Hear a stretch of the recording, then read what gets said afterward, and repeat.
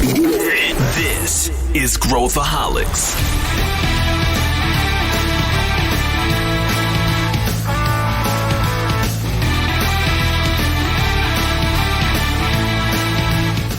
Olá pessoal, aqui é Pedro Van Gertner, eu sou o CEO da ACE e esse é Growthaholics, o podcast da ACE para quem adora inovação e empreendedorismo. A gente está vivendo uma era muito interessante, a era do crescimento acelerado das Big Techs. Hoje a gente vai entrar de cabeça nesse assunto e entender por que essas Big Techs seguem crescendo. Será que elas estão muito caras? Será que tem uma bolha? O que está acontecendo por trás de tudo isso? E para debater comigo, eu tenho duas figuras fantásticas. Eu estou aqui com Felipe Collins. Tudo bem, Felipe? Olá, Pedro. Olá, Gui. É uma honra, é um prazer inenarrável estar aqui neste podcast. A atividade que eu mais gosto de fazer na minha vida é gravar o Growthaholics. Para quem nunca escutou as minhas bobagens em outros episódios, eu sou sócio da ACE, cuido aqui da área de startups e sou grande entusiasta de tecnologia e estou muito animado para o nosso papo de agora. Boa, Felipe! Estou também com o meu querido Guilherme Lima, o bom filho a casa torna. O Guilherme trabalhou muito tempo aqui com a gente na parte de investimentos, na parte de gestão do portfólio e volta aqui para participar do nosso podcast. Tudo bem, Gui? Tudo bom, Pedro? Fala, Felipe. Um prazer estar de volta a casa, aí, pelo menos de forma digital. Como você falou, eu fui aí também, né, um bom tempo da minha carreira aí e de desenvolvimento. Eu aprendi com vocês aí na ACE, na área de Venture Capital, e hoje eu tenho aí a Dealflow, que é uma plataforma de conteúdo, e em breve a gente vai anunciar algo legal aí, todo mundo vai saber. E muito obrigado pelo convite, é um assunto super legal que eu gosto de tratar muito também nos meus artigos e vai ser um prazer aí compartilhar alguns achados que eu tenho aqui com vocês. Legal, inclusive o Guilherme tem vários artigos no nosso blog, ele é um colaborador assíduo aí de conteúdos muito bacanas, dados interessantíssimos para todo mundo.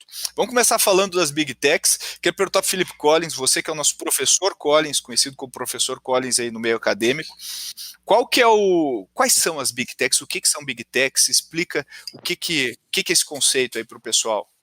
Bem, Big Techs são as gigantes de tecnologia, foi um termo cunhado lá em 2013 pelo Mad Money, um programa que ficava falando de ações na televisão americana. Então a gente está falando aqui de Facebook, Amazon, Apple, Google e Netflix, mas também tem Microsoft e também tem algumas empresas chinesas que estão começando a entrar para esse índice de Big Techs. Mas se a gente for mais nas FANG, né, que são Facebook, Amazon, Netflix, Apple e Google, elas representam hoje cerca de 20% do S&P, 20% da Bolsa Americana, 18% de acordo com dados aqui de abril, mas já deve ter desbalanceado um pouquinho, deve ter pesado um pouco mais. Então são as empresas de tecnologia com valores gigantescos, tanto de lucro quanto de valor de mercado. Falando sobre isso, vou passar a palavra aqui para o Gui. Eu queria perguntar, Gui, só para a gente terminar esse bloco aqui de situar o pessoal, por que a gente está falando sobre isso? Porque os valores dessas empresas, o Felipe já falou do tamanho da representatividade dessas empresas na Bolsa, mas você pode compartilhar com a gente alguns dados sobre o valor de cada uma delas, como é que elas, a taxa de crescimento mesmo durante o momento mais crítico da pandemia, como que essas empresas performaram? Comenta um pouco aí, Gui. Essas empresas aí se tornaram, né, as Big Techs, as empresas do momento, porque elas chegaram a valores de mercados aí que nunca vistos antes, né? Assim, se a gente pegar essas 4 mais valiosas Big Techs, né, Apple, Microsoft, a Alphabet, que é o Google, e a Amazon, elas em conjunto, né, têm 6,2 trilhões, né, de dólares de valor de mercado, assim, e uma análise feita mostra que esse valor, né, em conjunto aí das 4 é maior que o PIB de qualquer país, né, do mundo, exceto Estados Unidos e China. Então, assim, a expectativa sobre elas e a forma que, né, o que elas estão construindo, né, é um negócio que o mercado, assim, acredita muito e acredita que estão virando poderosas como talvez uma nação, né? E, assim, e elas continuam performando, né? Essa época do Covid, então, essas empresas conseguiram, né, mostrar resultados, assim, acima da expectativa do mercado e todas crescendo, claro. A Amazon foi a principal e a que mostrou, a que mais impressionou, né? Uma empresa que também trabalha com e-commerce, né? Então, muita gente, né, em quarentena dentro de casa.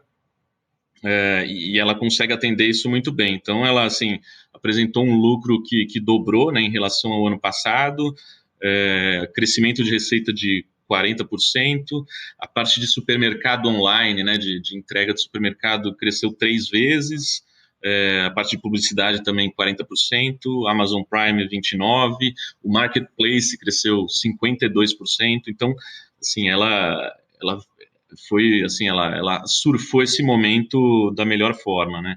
Além disso, outras...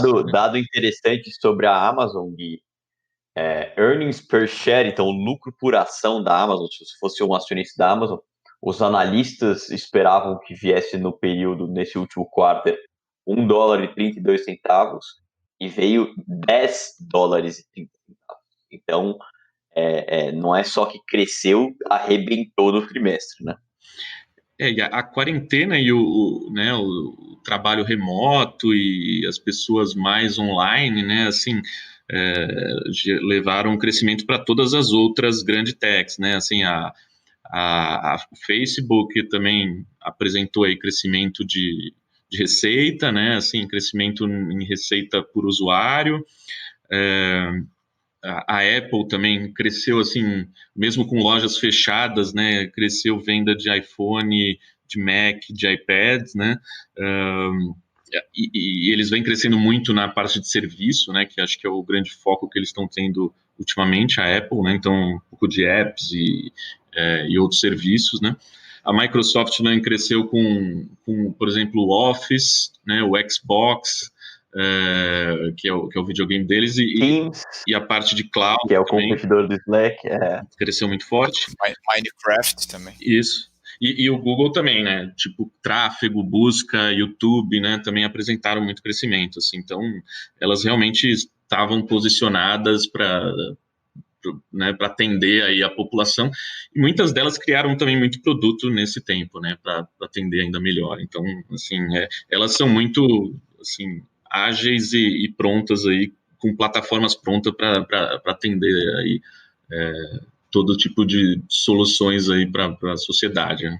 Acho que quanto mais digitalizado o comportamento do consumidor, e agora sem ninguém poder sair de casa, ele ficou muito mais digitalizado, mas essas empresas vão nadar de braçada. Então você tem dedicado mais tempo da sua atenção para rolar teu feed do Instagram, você tem comprado muito mais pela internet, você tem usado muito mais serviços de software do que antes, desde usar serviços de comunicação instantânea para quem está trabalhando de home office, até você usar cloud, etc. Então, fazendo uma análise aqui sobre pandemia, são empresas mais contracíclicas, então elas se aproveitam desse momento também para ter um pico de crescimento. Bom, entendemos onde estamos. Agora vamos resgatar aqui a história, vamos fazer uma viagem no tempo e entender por que chegamos até aqui. Por que agora essas empresas estão sendo chamadas no Congresso para depor? Por que a gente está vendo o tamanho, o poderio? Isso não é de hoje, isso não começou hoje. Vamos tentar entender as origens. Como é que vocês avaliam os primórdios dessas empresas? Assim, elas surfaram, né, assim, a onda da internet, né? Acho que isso de onde elas surgiram, né? A internet foi uma infraestrutura, né, criada aí para essa era da informação, e elas foram vamos dizer, as vencedoras disso, né? Eu acho. Todas ali eu acho que, né, a época ali da bolha.com, né, talvez exceto algumas que foram criadas depois, mas assim, Google, Amazon, assim também um pouco da Microsoft, né? A Apple já veio um pouco antes com o Steve Jobs, mas eles assim pegaram muito, acho que essa onda da internet e construíram plataformas, né?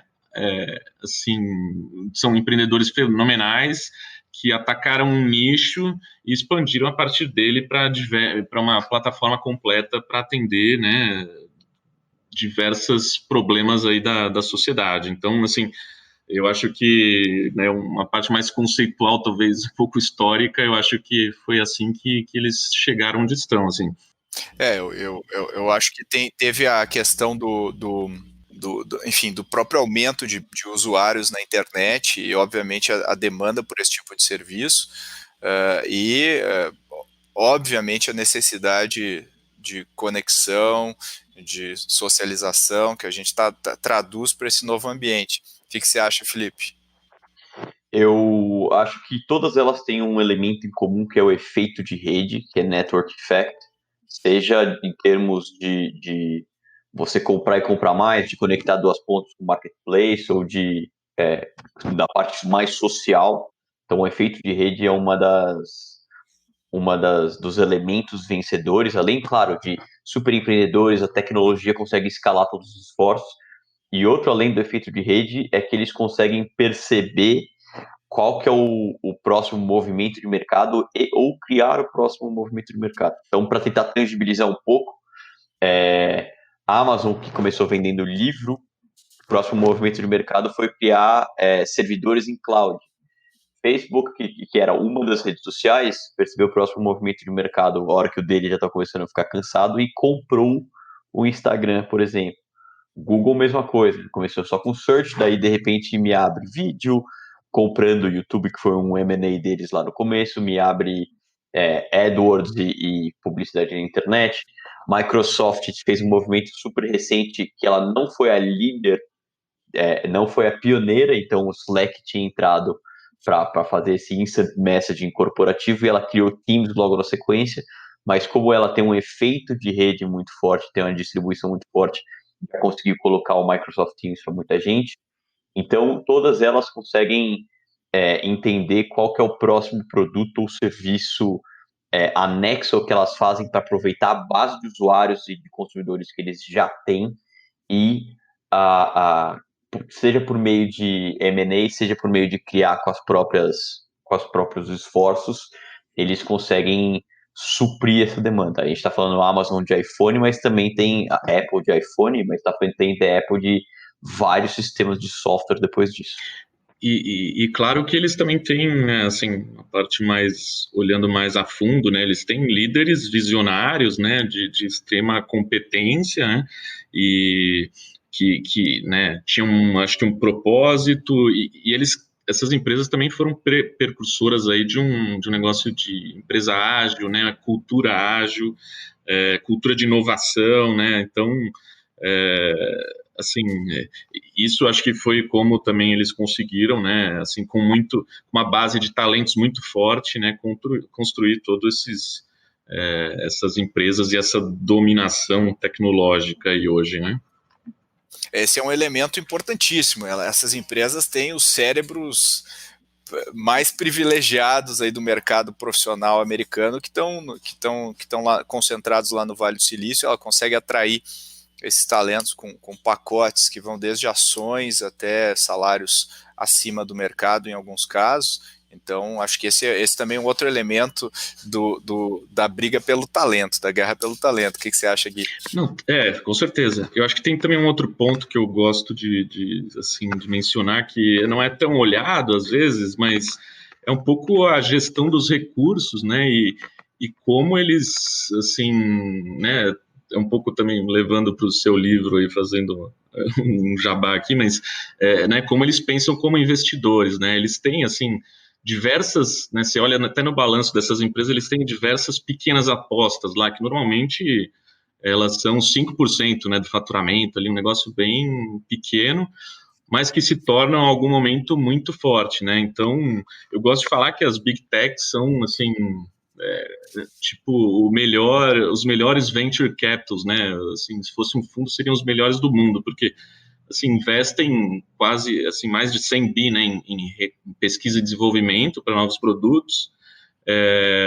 Assim, muitas vezes, né, eles erram, assim, você vê que teve o Google com a rede social dele errou, a Apple, né, com a bateria que explodia, ou, né, colocar o disco do YouTube no iPhone, assim, eles erram, né, então, mas eles também, assim, acertam muito forte, né, acho que, por exemplo, a Apple com o AirPods, né, hoje já em 2, 3 anos já vale, assim, já fatura mais de 10 bi, né, por ano, assim, então eles são assim, eles incubam projetos, apostas e com elas conseguem entregar assim retornos altíssimos para os acionistas, né? Então eles sabem muito bem gerir os seus recursos aí. Né? Para mim, primeiro colocar o disco do YouTube no iPhone é um erro crasso, deveria desvalorizar as ações da Apple na bolsa até hoje.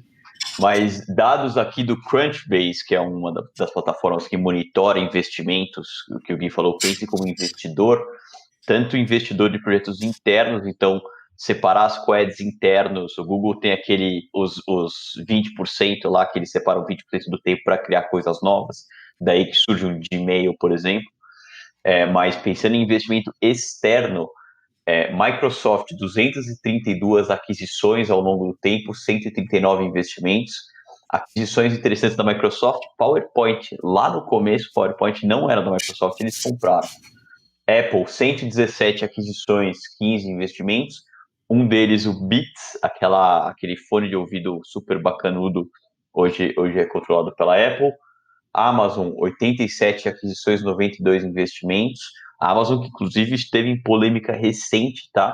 Com startups. Ela foi acusada pelo Wall Street Journal de se aproximar de startups para investir, para depois copiar o que elas fazem.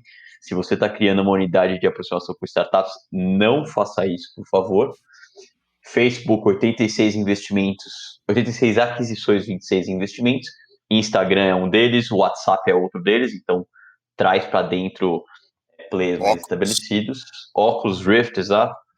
E Google, 241 aquisições, entre elas o YouTube, não sei se todo mundo lembra, custou $1 bilhão à época, que teve analista que achou caro, e hoje é a maior barganha do mundo você ter o YouTube, é o segundo maior buscador do mundo por ter sido comprado só por isso, e 106 investimentos. Então todas elas pensam como investidor tanto de maneira interna, fomentando seus times internos a criarem projetos e à medida que eles são validados e eles ganham tração, eles ganham mais recursos, quanto investidores externos apostando e comprando startups e outras empresas do mercado.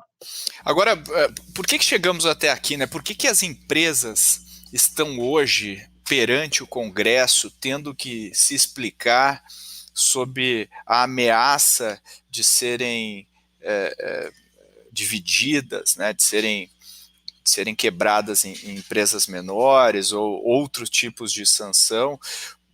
Qual que é a visão de vocês? Por que a gente chegou nesse ponto? Bom, eu acho que quando você tem uma empresa que é economicamente do tamanho de um país, ou maior do que de um país desenvolvido, naturalmente isso traz algumas consequências bem impactantes. Então, além do impacto econômico que elas podem trazer, tem uma questão que é o impacto em sociedade também. Então, a gente vem aqui de 2 ciclos eleitorais, tanto no Brasil quanto nos Estados Unidos, onde Facebook, plataformas controladas pelo Facebook como o WhatsApp, conseguiram influenciar de maneira direta no resultado.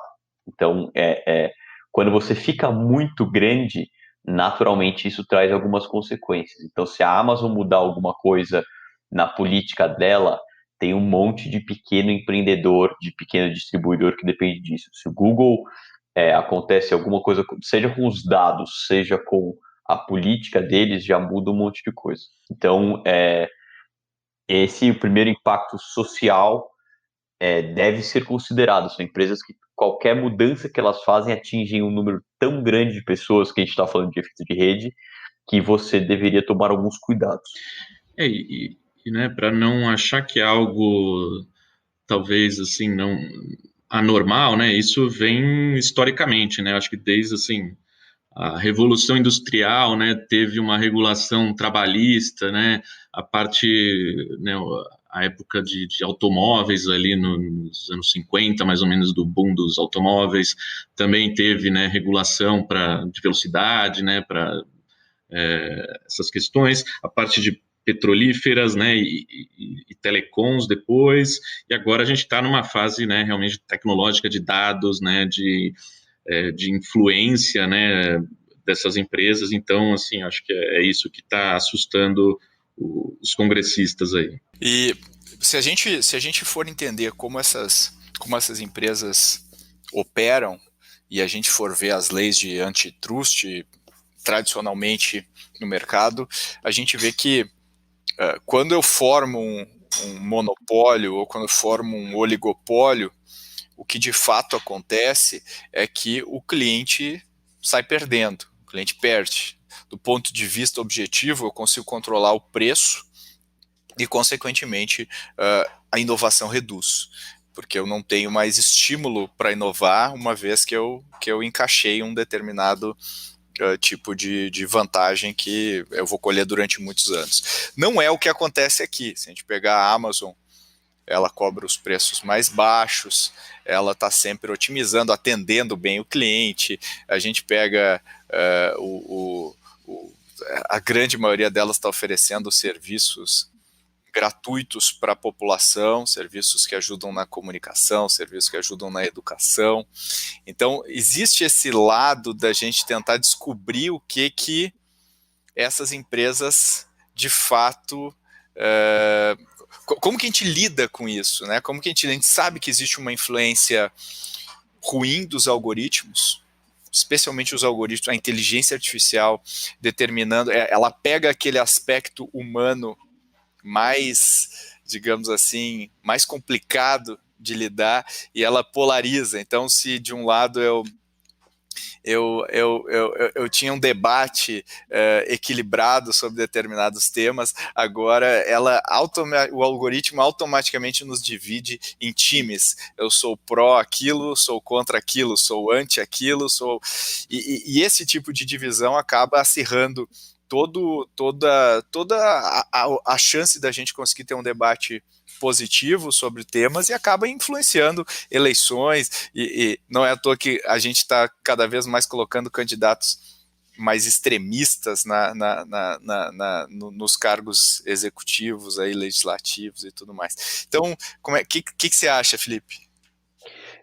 Você tocou num ponto, Pedro, que eu acho muito curioso da definição de oligopólio, que é de você começar a atender mal o consumidor, ou ter preços caros, ou ter menos inovação por conta dessa configuração de mercado. E o que eu acho que acontece hoje é exatamente o contrário. Eu acho que existe uma corrida espacial pior do que Estados Unidos e União Soviética para quem vai inovar mais, quem vai fazer mais, quem vai atender mais coisas no consumidor. Então você vê pelo ritmo de lançamentos dessas corporações, tanto de compra quanto de lançamento, quanto de melhora tecnológica ou melhora de inovação do serviço, que elas não vão parar por aí. Tanto que uma está começando a beliscar o mercado da outra. Então, antes a Netflix reinava absoluto do streaming, de uma vez vem Amazon e vem Apple para tentar comer uma fatia desse mercado. Facebook começa a tentar beliscar outros mercados com produtos diferentes. O Google sempre está louco para lançar uma rede social que vai tirar mercado do Facebook. Como eles têm canal de distribuição, eles acabam indo forte para tentar dominar o mercado do outro, atender o consumidor melhor. Então, a definição tradicional de oligopólio não encaixa.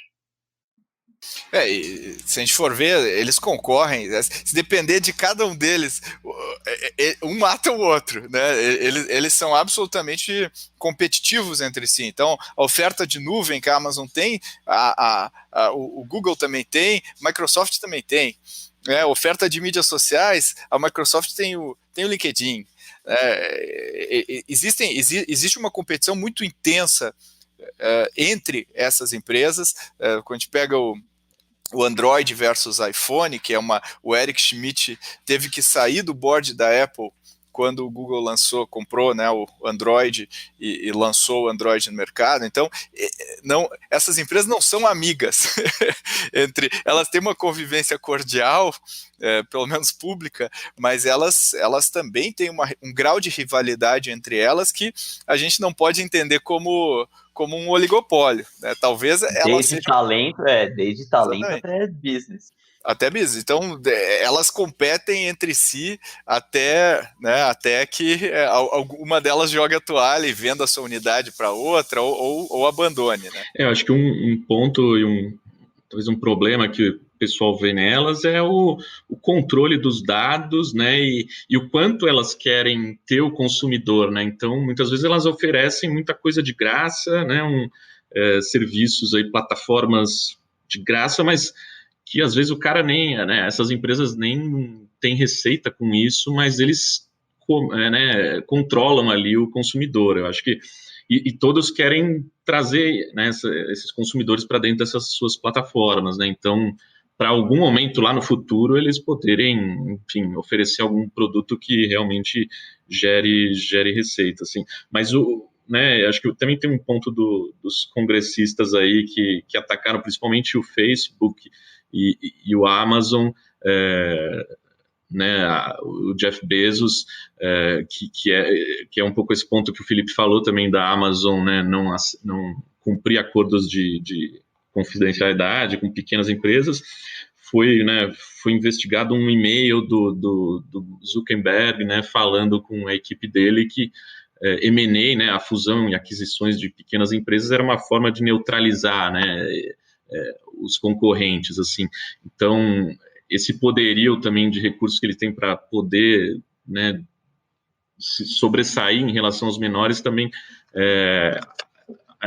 assusta um pouco esses congressistas, mas que, tipo, por outro lado, você para pensar, o M&A é uma estratégia de M&A você, né, comprar concorrentes para consolidar mercado ou para, né, para sair na frente. Então, até aí não tem muito argumento, eu acho, para esses pontos. E aí, assim, o que eu queria trazer agora também, a gente está falando um lado ruim, né, mas eu acho que tem um lado bom, que essas empresas realmente, esses empreendedores, né, acho que isso também, se o pessoal for ler o statement, né, o relatório ali do Jeff Bezos sobre essa audiência, né, ele dá uma aula, né, de empreendedor e história, e assim, esses empreendedores têm um mérito, né, eles começaram do zero, como qualquer outra pessoa, praticamente, né, com poucos recursos, talvez não foram nem os primeiros dos seus mercados, né, e criaram, assim, potências com uma ética ali que, né, na minha visão, não teve nada muito fora, assim, né, da curva, e construíram grandes impérios, assim. Então, acho que tem também um mérito deles que, assim, não sei, é louvável aí. Eu acho que eles acabaram executando tão bem e crescendo e fazendo o que o playbook de negócios prega, que agora eles estão pagando preço pelo talento e pela execução. E pela execução muito bem feita. E o fato do Congresso não ter a menor ideia do que essas empresas fazem, eles não entendem o que as empresas fazem, não entendem como elas ganham dinheiro. A gente vê pelas perguntas que eles fazem, eles não entendem. E aí a gente fez explicações como se fosse para crianças de 5 anos, dos empreendedores, dos fundadores. Ali parece eu só imagino o que eles estão pensando por dentro, né? E como eles treinaram para não fazer uma cara de que saco, mais uma pergunta ridícula. E eu acho que essa dificuldade que a gente tem de identificar o que a gente pode fazer para mitigar os potenciais problemas que podem aparecer é o que a gente está se deparando hoje. A gente não sabe exatamente o que fazer, mas a gente sempre pensa, mas isso é ruim, como tu falou, mas eu acho que tem um monte de coisas boas que essas empresas trouxeram, não só em exemplos de gestão, como está todo mundo adotando hoje.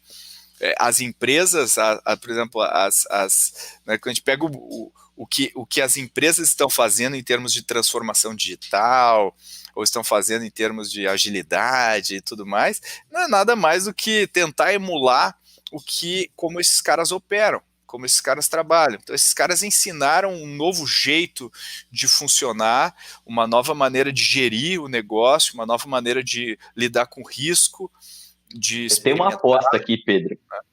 Se você pegar qualquer livro de gestão ou de transformação digital ou de boas práticas lançado nos últimos 15 anos, e que tiver algum exemplo, certamente ele vai ter algum exemplo das Big Techs. Mas eu Claro. aposto que eu não tenho nenhuma intenção de investigar todos, tá? Embora a gente saiba muito, mas você tem o KR do Google, você tem os princípios da Amazon, você tem como o Facebook criou os negócios ou comprou os negócios.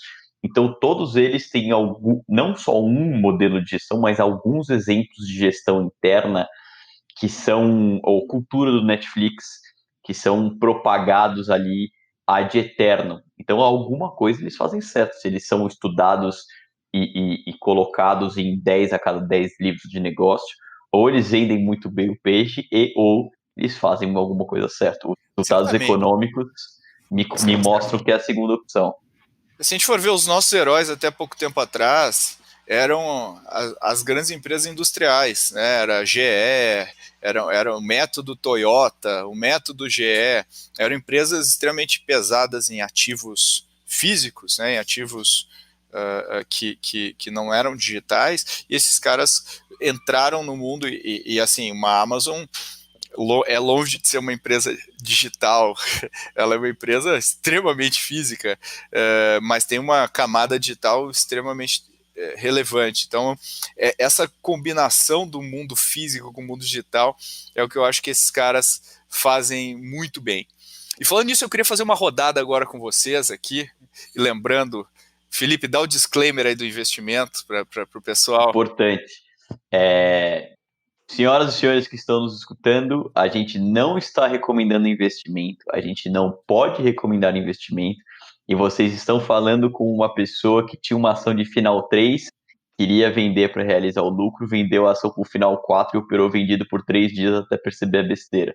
Então a gente não pode, de maneira nenhuma, recomendar investimento.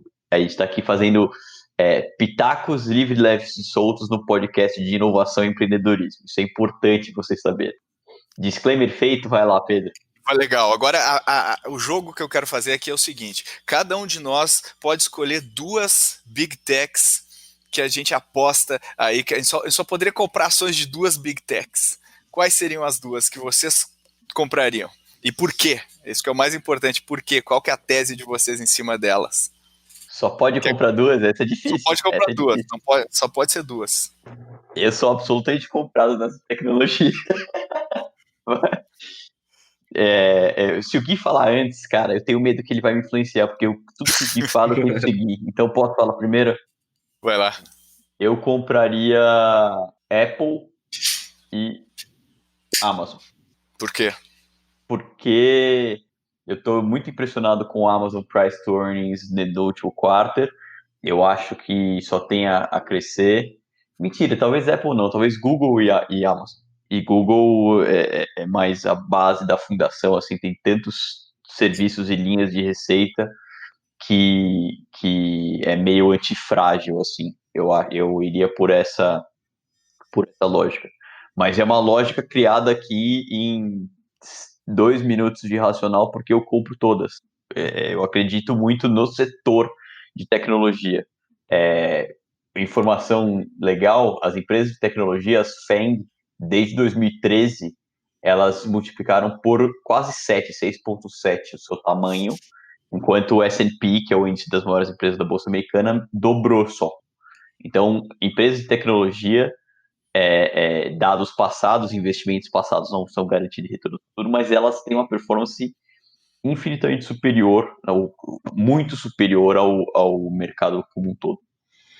Você, Gui? O que eu acho, assim, primeiro para falar, eu sou muito, né, o bullish em tech, né, eu acredito muito, a gente está num momento, assim, único de tecnologia, que se provou ainda mais nesses últimos meses, e tem muita gente que fala ainda que está, né, a bolha tecnológica de novo, né, assim, né, acho que o argumento principal é os indicadores aí de preço-lucro, né, das empresas, assim, também essa concentração dessas empresas dentro, né, do S&P, né, do índice da Bolsa Americana, mas o fato é que, assim, hoje está muito diferente da última bolha, né, de tecnologia. Hoje as empresas, assim, têm uma dominância clara, fazem parte da nossa vida de forma quase que invisível, são lucrativas, geradoras de caixa, assim, já se comprovaram, têm uma ótima gestão, então,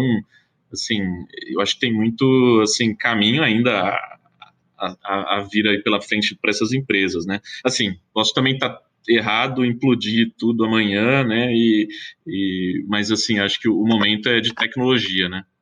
Tentando agora responder sua pergunta, assim, também, eu gosto muito de investimento em tecnologia, gosto das empresas, assim, eu apostaria talvez, assim, que acho que o momento é muito propício para a Amazon, né, assim, ela se fortaleceu, eu acho que nesse período, e as apostas que ela está fazendo, assim, também com o Prime, né, com a parte do e-commerce, né, penetrando ainda mais, então acho que ela deve continuar surfando uma boa onda.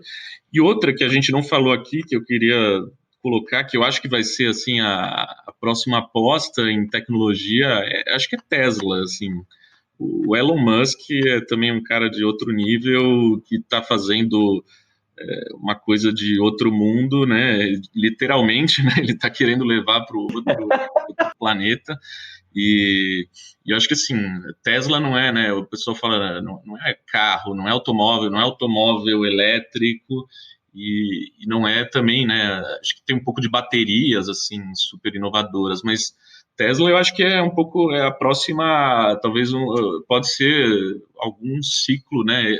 Ser uma grande do próximo ciclo aí tecnológico também que a gente tá para ver. Então, assim, talvez ela não é ainda uma super, né? Uma ultra big tech aí como essas que a gente falou, mas eu acho que ela assim tá apostando em muitas coisas assim e tem um cara lá por trás que assim não tá de brincadeira assim, né, não, acredita muito no que ele faz e pode ser algo assim realmente que está por vir aí, muito interessante.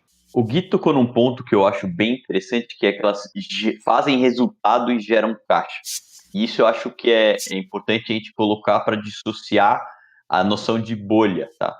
Tem gente que associa a bolha das startups com Uber, Rappi, 99, toda a questão do SoftBank, assim por diante, com a bolha das Big Techs. O caso das Big Techs, elas já geram resultado econômico de maneira consistente há um bom tempo e elas ampliam cada vez mais esse poderio econômico com as próprias pernas. E aí, diferente de um caso de quem opera super ultra alavancado e traz prejuízo a cada quarter, como o Uber, Rappi ou alguns outros que são grandes queimadores de caixa. Então, são análises diferentes que você deveria fazer entre essas empresas, talvez por tamanho ou por fama delas, coloquem tudo no mesmo balaio, mas são businesses bem diferentes. Pedro, quais duas você apostaria? Você perguntou pra gente, mas eu quero saber as suas. Vamos lá, eu aposto, se eu fosse escolher duas, eu apostaria na Amazon, porque eu acho que a Amazon tem uma capacidade já comprovada em mais de uma vez, de entrar num mercado absolutamente novo e dominar esse mercado. Então ela pega um bolsão de valor que não está capturado, então ela entrou no bolsão da nuvem, ela dominou a nuvem. Ela entrou no bolsão do e-commerce, dominou o e-commerce. E se ela pegar qualquer outro bolsão, né, por exemplo, de saúde ou qualquer outra coisa, a gente está falando de provavelmente uma outra Amazon em termos de faturamento aí que ela tem o potencial de destravar. Eu acho que esse é a minha tese bull aí da Amazon. E o outro eu acho que é o Facebook. O Facebook, eu acho que se a gente olhar o mercado de mídia, está passando por uma transformação muito grande. O dinheiro continua migrando para o Facebook.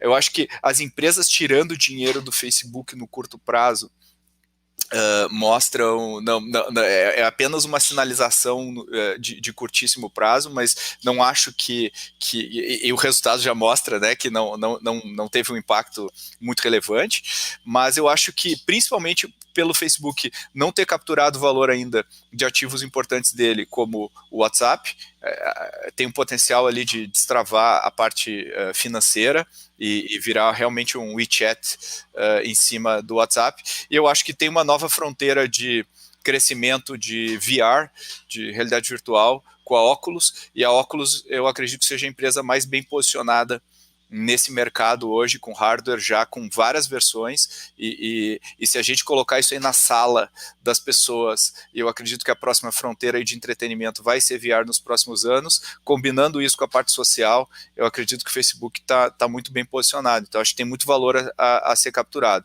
Concordo com as práticas dos algoritmos e tal, não concordo. Eu só pensando em potencial de crescimento das empresas. Agora, não sei o que precisa fazer para arrumar, né? Eu acho que com certeza não é aumentando a censura, mas eu acho que tem várias coisas que eles estão tentando já fazer, e tem muita gente pensando sobre isso nesse momento, né? Mas são as duas que eu acho que tem mais valor a ser capturado aí, né? Tem mais valor. Se eu pego uma Tesla, por exemplo, eu acho que, eu concordo com o Gui, mas eu acho que o valor da Tesla está muito alto comparado se a gente comparar com as outras, o valuation da Tesla ainda é muito alto. Acho que, não sei se está exagerado o valuation, mas talvez demore bastante, vai ter muita equalização até lá, e eu não sei se comprar ação agora vai dar um super upside, né, visto o valor inflado dela, mas eu super acredito no mercado também. Assim, o meu ponto é mais, assim, eu não posso e não quero dizer se tá caro ou tá barata, né, eu acho que isso aí é muito trabalho dos especialistas, mas assim, realmente são empresas que eu acredito aí que vão surfar uma nova onda, e até também por causa, refazendo, né, o disclaimer, por favor, não sigam, né, as nossas recomendações aí, analisem por si, discutam com o seu analista financeiro e tomem as melhores decisões aí pautadas com especialistas. Agora vamos fazer o contrário. Qual empresa que vocês tirariam do portfólio? Aí é difícil. Boa pergunta. Netflix. Idem. Porque ela tem network effect algum, bom, faz muito bem o que faz, mas ela, para mim, não mostrou ainda a capacidade que eu considero fundamental numa Big Tech, que é de pegar produto ou serviço acessório e agregar o que faz. Baita empresa, baita cultura, tá num mercado que está começando a ser ameaçado por todos os lados, Amazon, Disney, Apple, etc, etc.